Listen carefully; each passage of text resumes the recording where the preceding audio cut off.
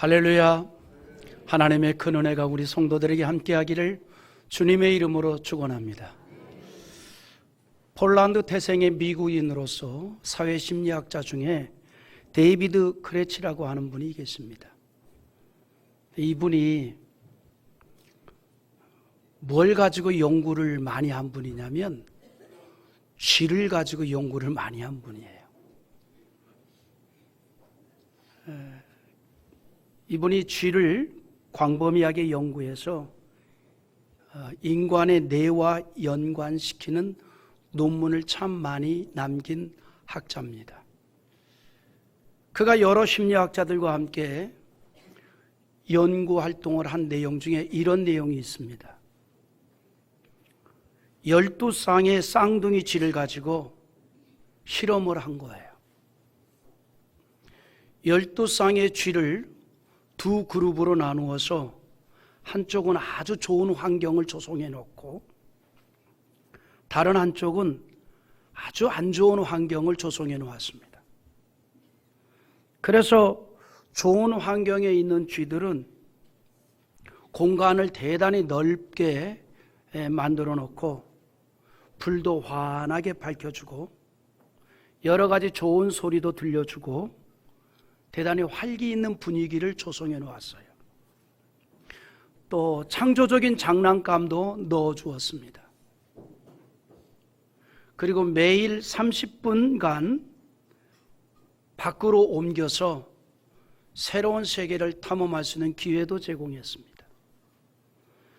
그리고 여러 가지 과제를 주고 그 과제를 잘 이루면 아주 단맛이 나는 설탕을 상으로 주었습니다. 이 훈련을 80일 동안 계속해서 시켰어요. 이에 반하여 또 다른 그룹은 아주 열악한 좋지 않은 환경을 조성을 했습니다. 어두컴컴하고 활동을 하지 못하도록 하고 어떤 과제도 주어지지 않았습니다. 다만 좋은 환경을 조성한 그룹의 쥐나 좋지 않은 환경을 조성한 곳에서 이제 훈련을 받는 쥐나 똑같이 한 일은 딱 하나입니다. 똑같은 먹이를 똑같은 양으로 똑같은 시간에 제공을 했습니다. 먹는 거는 똑같이 주었다는 거예요. 그러나 경험과 환경은 전혀 다르게 해놓았습니다.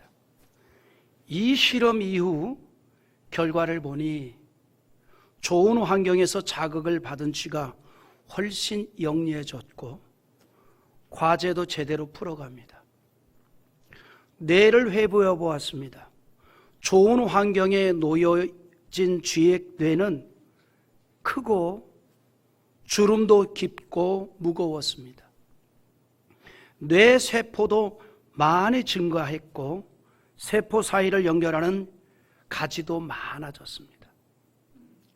인간의 뇌 세포가 140억 개나 된다 그러죠. 그래서 우리가 머리를 꽝 치면 세포 죽었다 그러잖아요. 근데 머리 꽝 쳐서 한두 개 죽어야 아무 의미 없습니다. 우리 뇌세포가 인간의 뇌세포가 140억 개나 되는데 그런데 이 뇌세포는 말이죠. 태어나면서 자극을 받고 폭발적으로 성장을 합니다. 자극에 의해서 뇌세포가 성장을 한다는 거예요. 그 연구를 쥐를 통해서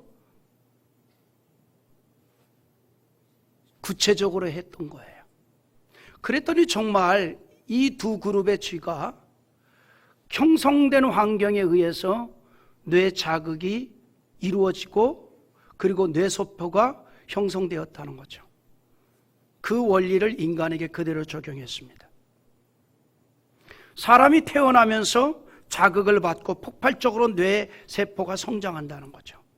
이때 받은 외부 자극과 양과 질에 따라서 두뇌가 결정되고 두뇌의 질적 성장이 결정되어진다는 것이 학자들의 일반적 견해입니다. 뇌세포는 인간이 살아가는 데 필요한 다양한 것에 자극을 받아서 그것을 향해서 자극받은 대로 자라나게 된다는 거예요. 그래서 지적인 자극을 받거나 감각적인 자극을 받거나 인격적인 자극을 받거나 언어적인 자극을 받거나 운동신경의 자극을 받거나 하면 그쪽으로 더 자라나게 된다는 거예요. 여러분, 그래서 노래 잘하는 부모를 만나면 자녀들이 노래를 잘할 수 있는 게 왜 그래요? 부모가 어려서부터 계속 노래를 하니까 아이들이 음악에 대한 자극을 받는 거 아니겠어요? 그래서 절대로 음치는 아이 앞에서 노래하지 마세요. 여러분, 음치가요, 목소리 나쁜 게 음치가 아니라 이 뇌세포에서 음정을 다스리는 기능이 떨어지는 거예요. 그래서 도레미파솔라시도 도시라솔파미레 도 이렇게 가야 되는데 그게 안 되는 게 음치입니다. 죄짐 맡은 우리 구주 어찌 좋은 친구인지, 이게 정상인데 죄짐 맡은 우리 구주 어찌 좋은 친구인지, 용감할지 모르지만 이게 음치예요. 뇌세포가 그게 안 되는 거죠. 그러니까 부모가 운동을 잘하니까 운동적 자극을 받아서 아이가 운동을 잘하는 것뿐이에요. 자극을 받은 대로 그쪽으로 자극이 된다는 거죠. 이 원리는요, 종교적인 자극도 마찬가지입니다. 종교적인 자극을 받은 대로 종교성이 자라나게 되는 거예요. 그러니까 부모가 항상 아이 앞에서 찬양하고 예배 드리고 기도하고 해서 영적인 자극을 자꾸 주면 아이가 영적인 자극을 받게 되고 그것이 이 뇌에 영향을 끼치게 되고 심성에 영향을 끼치게 돼서 신앙적인 자극을 받아 신앙의 사람으로 자라나게 된다는 거예요. 그래서 우리 인간이 어떤 자극을 어떻게 받느냐라고 하는 게 대단히 중요한 겁니다. 이런 연구 결과는요, 기성세대와 그리고 기성세대의 그 책임과 의무를 생각하게 합니다. 다음 세대에게 좋은 자극을 주어야 할 책임이 기성세대에게는 있다는 거예요. 우리의 다음 세대에게 좋은 자극을 줘야 될 먼저 산 사람들의 책임이 있는 거예요. 먼저 믿는 성도들의 책임이 있는 거예요. 우리가 다음 세대들에게 신앙적인 자극을 줘야 됩니다. 영적인 자극을 줘야 돼요. 이것이 바로 우리의 책임인 줄 믿습니다. 여러분, 우리가 사는 이 시대는 개방화 시대입니다. 너무나 다양한 문화가 노출되어서 사람들에게 다양한 자극을 줍니다. 여러분, 이 스마트폰 하나를 보면 전 세계를 그 이 한 자리에서 다 경험을 합니다. 우리의 그 어린이들에서부터 노년에 이르기까지 이 전 세계의 자극을 받을 무기가 하나씩 다 가지고 있는 거예요. 거기서 다양한 자극을 받고 거기에 뇌세포가 형성이 되는 겁니다. 이러한 때에 우리의 다음 세대들이 사회적으로 좋은 자극을 받아서 훌륭한 사회인이 되도록 만들어 가야 할 책임이 우리에게 있습니다. 그와 함께 우리는 무엇보다도 말씀드린 대로 신앙적인 자극을 받도록, 그래서 우리의 다음 세대들이 하나님의 백성으로 살아가도록 만들어야 합니다. 그런데 여러분, 우리 기독교인들이 신앙적인 자극을 받는, 그리고 신앙적인 자극을 주는 가장 좋은 방편이 예배입니다. 예배는 신앙의 자극의 최상의 방법입니다. 그래서 우리가 예배만 온전히 드려도 신앙의 자극에 대단히 유익하다는 거예요. 우리가 여러분 개인이나 여러분의 가족이나 여러분의 자녀들이 정말 하나님의 사람으로 살아가기를 기대한다면 예배에 집중하십시오. 이거보다 더 신앙적 자극을 주는 방편이 없습니다. 우리의 다음 세대가 특별히 어린 시절에 받은 자극이나 교훈은 평생에 영향을 미칩니다. 잠언 22장 6절에 마땅히 행할 길을 아이에게 가르치라. 그리하면 늙어도 그것을 떠나지 아니하리라 라고 했습니다. 우리의 다음 세대가 기독교 신앙의 영향을 받도록 하는 것은 우리 모두의 책임입니다. 모든 인간은요, 부모를 통해서 출생을 하지 않습니까? 그리고 부모와 그의 환경적인 자극이 그의 성품에 영향을 미치고 있습니다. 그런데 말이죠, 인류의 시작이 되는 아담은 하나님으로부터 시작이 되었어요. 인류의 첫 시작이 하나님의 형상대로 지음받았다는 것은 인간이 하나님의 거룩한 의와 진리의 형상 안에서 지음을 받은 고귀한 존재라는 사실을 말해주고 있는 것입니다. 하나님께서 지으신 모든 피조물 가운데서 인간이 가장 탁월한 지위를 갖는 것도 바로 이 같은 이유 때문입니다. 하나님은 인간을 그의 형상대로 존귀하게 지으셨습니다. 우리 신명기 32장 6절을 한번 같이 읽어봅니다. 어리석고 지혜 없는 백성아, 여호와께서 이같이 보답하느냐? 그는 내 아버지시요 너희를 지으신 이가 아니시냐? 그가 너를 만드시고 너를 세우셨느니라. 할렐루야. 여러분, 여기 이 신명기 32장 6절에 너를 지으신 이가 라고 할 때 지으셨다는 히브리어가 아사라고 합니다. 이 말의 의미가 뭘까요? 그냥 만든 것이 아니라 온갖 정성과 심혈을 기울여서 손수 창조할 때 만든 단어가 아사입니다. 하나님께서 인간을 그렇게 만들었다는 거예요. 이처럼 인간의 시작은 하나님의 모든 정성으로 시작된 특별한 존재였지만 안타깝게도 그렇게 지음받은 인간이 아담으로부터 타락이 시작이 됐습니다. 인간은 특별하게 지음을 받았지만 아담의 죄로 인하여 인간의 타락이 시작이 되었고 아담의 아들인 가인은 타락의 절정을 이루었습니다. 오늘 여러분의 자녀들은 신앙의 절정을 이룰 수 있기를 기대합니다. 여러분, 그것이 우리의 기도가 되었으면 좋겠어요. 아담의 자녀 가인은 타락의 절정을 이룬 자의 대표적인 인물이 됐습니다. 아벨을 죽이고 하나님을 잊어버렸어요. 그리고 하나님 없는 인간의 문화를 만들어가기 시작했습니다. 가인을 시작으로 하나님 없는 불신앙의 문화가 이 땅에서 만들어지기 시작한 겁니다. 창세기 4장 16절에 가인이 여호와 앞을 떠나서 에덴 동쪽 놋 땅에 거주하더니 그랬습니다. 가인에 대한 이야기는 어떻게 시작되냐면 여호와 앞을 떠났다 이렇게 시작을 합니다. 여호와 앞을 떠났다는 것은 뭘 말하는 거니? 하나님과의 관계가 끊어졌다 이 말이에요. 하나님과의 관계가 단절됐다 이 말입니다. 여러분, 인간 타락의 시작은요, 하나님과의 관계가 끊어질 때부터 시작입니다. 가인은 더 이상 하나님을 생각하는 사람이 아니었습니다. 그의 생각 속에서 하나님을 완전히 지워버렸습니다. 가인의 이러한 모습은 그의 부모 아담과 비교해 볼 때 아주 분명하게 드러납니다. 아담이 에덴에서 쫓겨났습니다.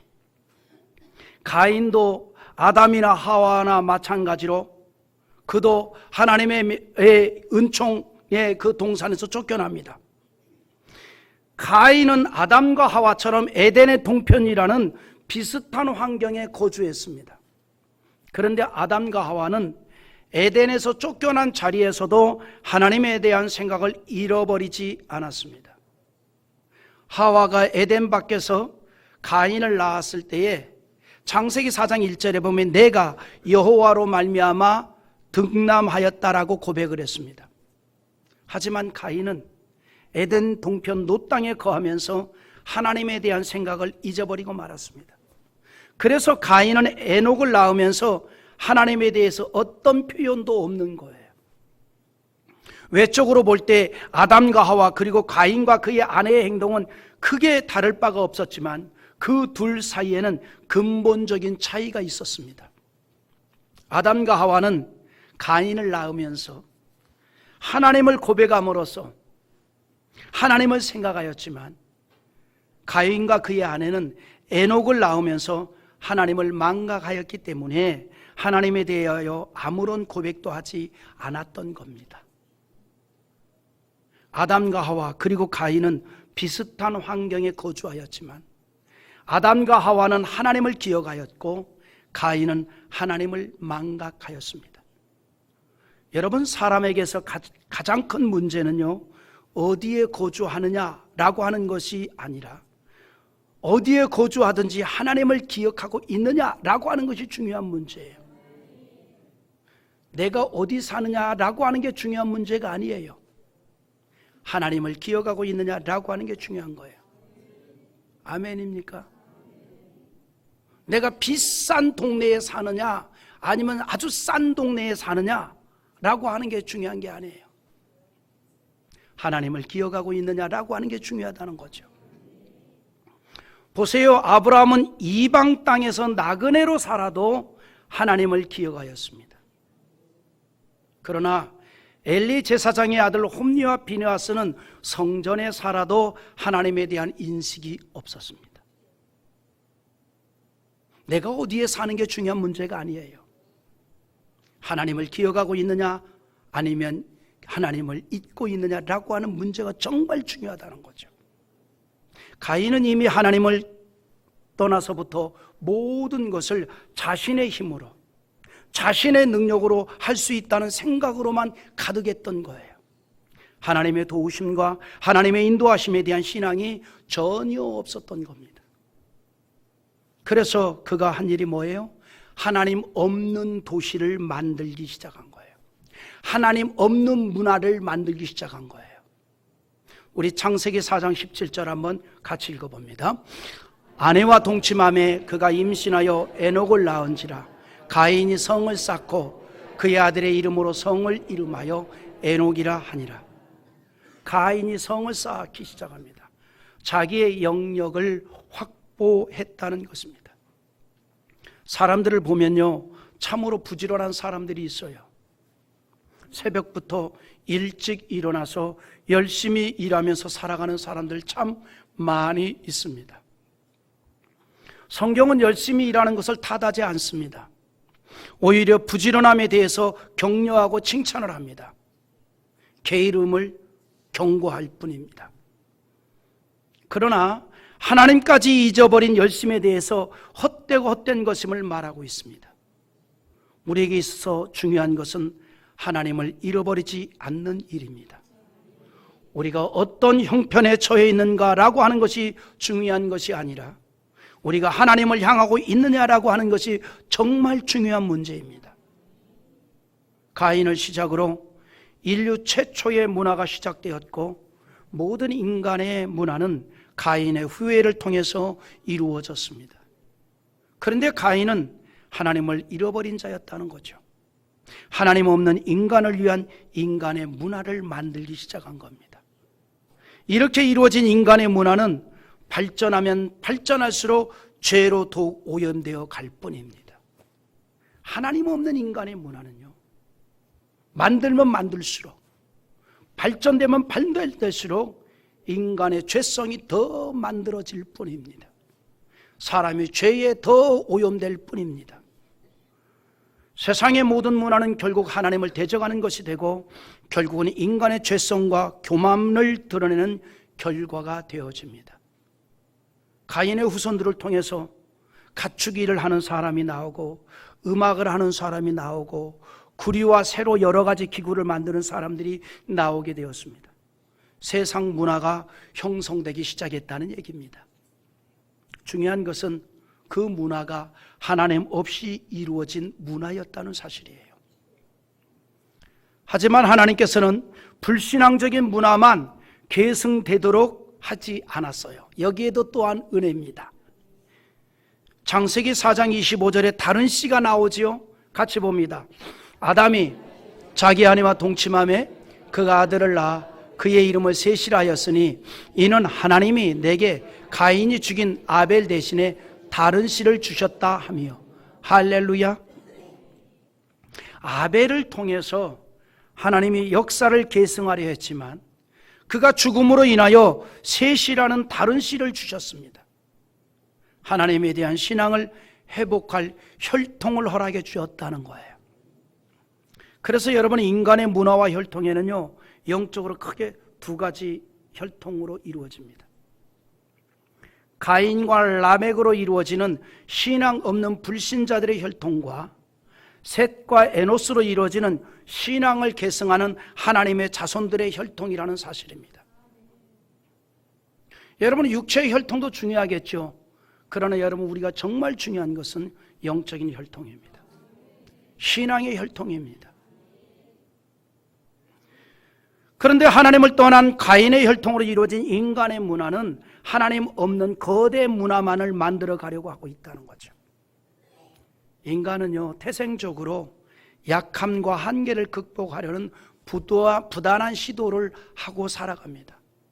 그것이 하나님 없는 거대 문화를 만들어 가고 있고, 그 배경에는 끊임없이 하나님처럼 되고자 하려는 의식이 있는 겁니다. 오늘 말씀도 그 같은 인간의 한 모습을 보여주고 있지요. 2절 한번 같이 보죠. 하나님의 아들들이 사람의 딸들의 아름다움을 보고 자기들이 좋아하는 모든 여자를 아내로 삼은지라. 여기서 말하는 하나님의 아들들은 누구이고 사람의 딸들은 누구인가요?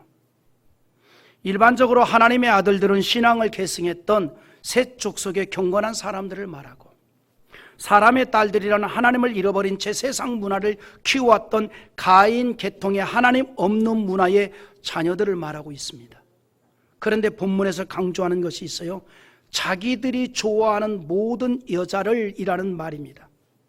이 말은 이미 그들 속에는 하나님에 대한 의식이 없다는 얘기입니다. 오직 자기들의 생각, 인간적인 생각으로만 가득했다는 거예요. 여러분, 우리가요, 어떤 일을 결정할 때에 신앙인과 불신앙인의 차이가 있습니다. 신앙의 사람은 하나님 중심으로 결정을 합니다. 주님 중심으로 결정을 합니다. 교회 중심으로 결정을 합니다. 직분 중심으로 결정을 합니다. 은혜 중심으로 결정을 합니다. 그러나 불신앙적인 사람은 모든 결정을 할 때 인간적인 이해관계만을 먼저 생각합니다. 거기에 모든 것을 맞물려서 결정을 하고 행동을 한다는 거죠. 그 결정 속에 하나님에 대한 의식이 없습니다. 신앙적인 의식이 없습니다. 교회 중심적인 의식이 전혀 없다는 거죠. 본문에 타락한 인간의 모습이 그러했다는 겁니다.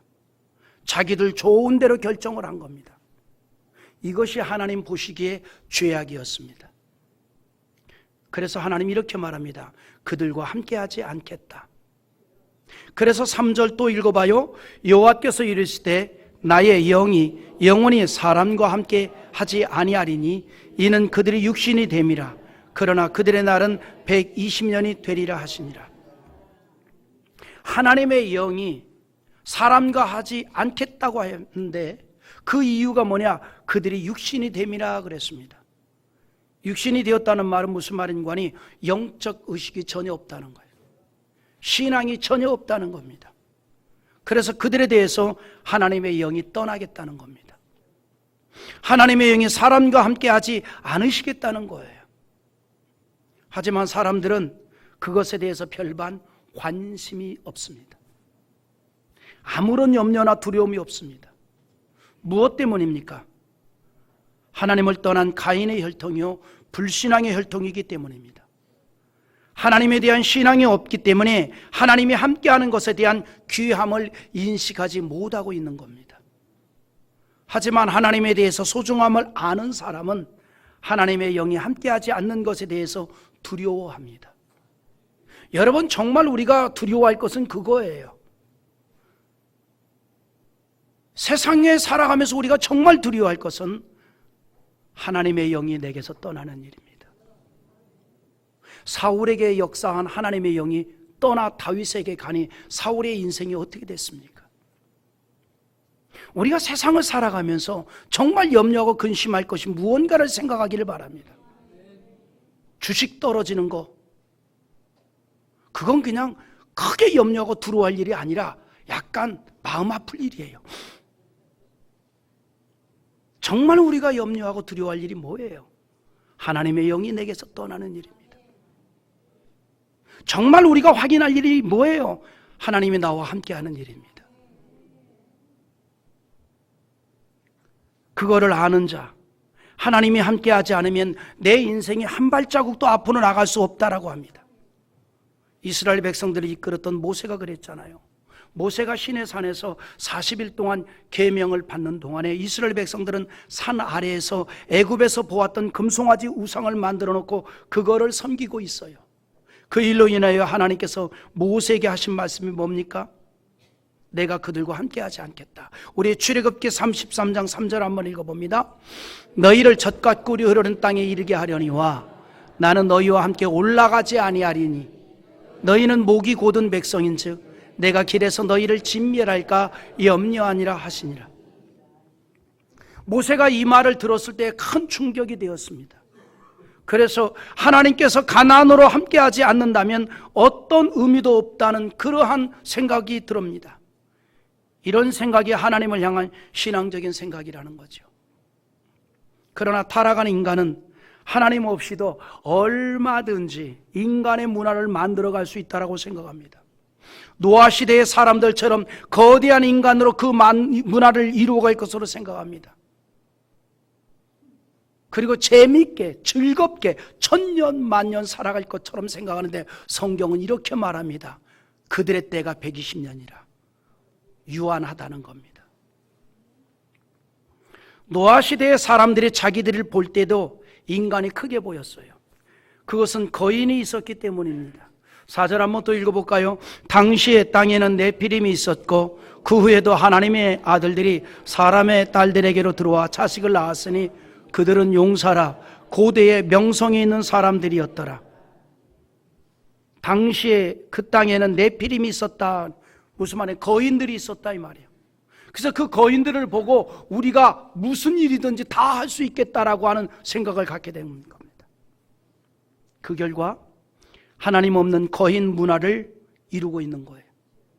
그러나 하나님을 떠난 인간은 거인이 될수록 더욱 타락한 문화와 환경을 만들어낼 뿐입니다. 그럼에도 불구하고 우리가 사는 이 사회는 하나님 없는 거인 문화를 만들어내고 있다는 사실입니다. 무서운 악을 만들어낼 뿐입니다. 거인을 지향하는 이 세계 문명은 결국 스스로 파멸의 길을 향해 가고 있지만 그걸 깨닫지 못하는 거죠. 그러나 하나님은 거인화 되어가는 인간의 문명에 제동을 걸었습니다. 그 인간들을 구원하기 위해서 홍수를 통해서 하나님 없는 거인 문화를 이 땅에서 쓸어버리고 신앙의 혈통을 가진 노아를 통해서 하나님의 은혜로운 역사를 이루어가기를 원했던 거죠. 7절 한번 같이 읽어봅니다. 이르시되 내가 창조한 사람을 내가 지면에서 쓸어버리되 사람으로부터 가축과 기는 것과 공중의 새까지 그리하리니 이는 내가 그것들을 지었음을 한탄하였음이니라 하시니라. 우리가 사는 이 세상은요, 여전히 하나님 없이 인간 스스로 거대한 거인 문화를 만들어가고 하나님처럼 될 수 있다는 사단의 속삭임을 듣고 하나님의 영역을 침범하여 거인이 되려고 합니다. 인간의 죄는요, 하나님과 동등되려는 거인 의식에서부터 시작되었고 그 의식은 여전히 이 세상에 가득하다는 사실입니다. 하지만 다행인 것은 세상이 하나님 없는 거인을 만들어가는 가운데서도 하나님의 은혜를 받은 신앙의 혈통이 있다는 것입니다. 오늘 말씀이 그렇게 결론을 내립니다. 8절에 그러나 노아는 여호와께 은혜를 입었더라. 사랑하는 성도 여러분, 하나님을 한탄하게 한 이 세상에서도 여호와께 은혜를 입은 노아가 있습니다. 그래서 그런 자를 통해서 하나님을 향한 신앙은 계승이 되고 있다는 겁니다. 지금 우리가 살고 있는 이 시대가 하나님 없는 거인 문화 시대가 되어가고 있습니다. 인간성이 말라가고 있습니다. 극도의 폭력과 타락의 시대가 되어가고 있습니다. 오로지 육신을 위해서만 살아가는 문화가 만들어져 가고 있습니다. 이런 시대에 저와 여러분이 이 땅에 하나님의 축복과 은혜가 아침 이슬처럼 내리게 하는 신앙으로 살아가는 주의 백성 될 수 있기를 주님의 이름으로 축원합니다.